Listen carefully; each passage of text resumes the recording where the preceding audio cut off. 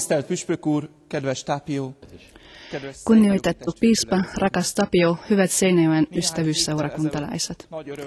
Pari viikkoa sitten saimme tietoa, Seinäjoen kirkkoherra valittiin Espoon hiippakunnan uudeksi piispaksi. Egyházközségünk és lelkészeink imádságukban hordozták a püspökválasztás ügyét.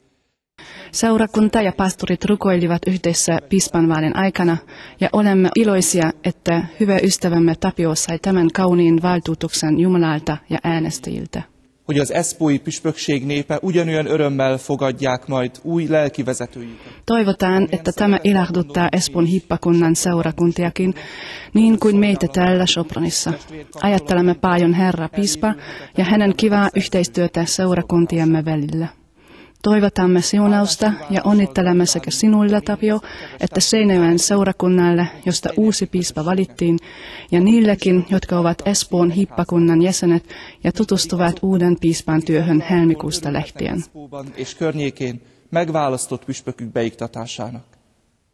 Rakas Tapio, kunnioitettu piispa. Sinun voitosi on Jumalan voitto ja toivotaan tästä Sopronista, että älä unohda unkarilaisia ystäviä ja palvele sillä henkellä ja mentaliteetillä, kuten palvelit meidän ystävyystoiminnassakin.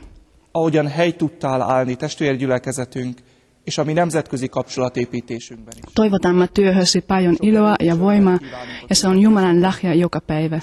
Ole vahva ja rohkea, kuten Mooses sanoi Joosualle. Ahogy azt Mózes Józsuétól is kérte.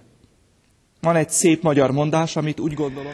Unkarissa on sananlasku, joka on nyt tässä tapauksessa oikein sattuva. Toinen silmäni nauraa, toinen itkee. Yhtäältä olemme surullisia, koska meidän täytyy sanoa hyvästit ystävälle ja toverille, joka on tehnyt paljon yhteistyössä. Toisaalta olemme oikein ylpeitä, että uusi piispa tuli Seinäjoen seurakunnasta. Hogy partnergyülekezetünkből egy püspök állhat szolgálatba. Sajnos valitettavasti emme voi osallistua lähtöjuhlaan tammikuussa, siis tekniikan avulla yritetään tervehtiä uutta piispaa ja Seinäjoen ystävyysseurakuntaa. Toivomme ja tiedämme, että meillä on tulevaisuudessakin hyvät yhteydet, vaikka on muutos henkilökunnassa, ja jatketaan hedelmällistä työtä seurakuntien välillä.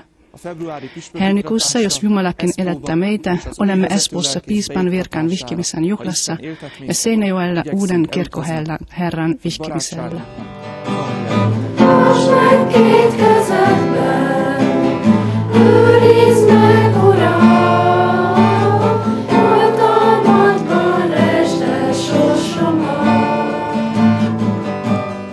Kedves testvérem a Jézus Krisztusban, kedves Tapio! Hyvä ystäväni Jeesuksessa Kristuksessa, rakas Tapio. Tiedän, tällaisessa tapauksessa pitäisi onnitella, mutta luulen, että onnitellaan, jos jotain on jo tehty. Így inkább Isten áldását és segítségét kérem új szolgálati területen. Sinä aloitat vasta nyt piispan työt, siis pyydän mieluummin Jumalan siunausta ja apua sinulle uuden palveluksen alueella. Luulen, että mitä vastuunalaisempi työ on, sitä enemmän tarvitaan Jumalan apua. Ei siksi, kuten Jeesus sanoi, joille on paljon annettu, siltä paljon vaaditaan, vaan sen takiakin, että mahti voi helposti muuttaa ihmisen, jos hän ei tiedosta, että hänen toimeksiantonsa ei ole arvo, vaan palvelu. Kissé keserű humorral egy lelkész ezt így mondta. Eräs pappi sanoi kitkerällä humorilla näin, piispan tuoli, eli piispan virka, voi muuttaa ihmisen nopeammin kuin sähkötuli. Mutta olen vakuuttunut siitä, että sinä et unohda, mitä piispan virka tarkoittaa, että sinä olet piispanakin Jumalan sanan palvelija. On varmasti tilanteita, joissa sinun täytyy päättää raskain mielin, joskus näitä ahdistavia unia, mutta sinä olet varma, että vaikka saadaakin, mutta kirkomme rukoilee puolestasi, jotta voit tehdä työsi rehellisesti ja inhimillisesti. Ja me Sopronin seurakunnan jäsenet haluamme osallistua tähän näkymättömän rukousyhteisöön. Jumala siunatkoon sinua uudessa palveluksessa.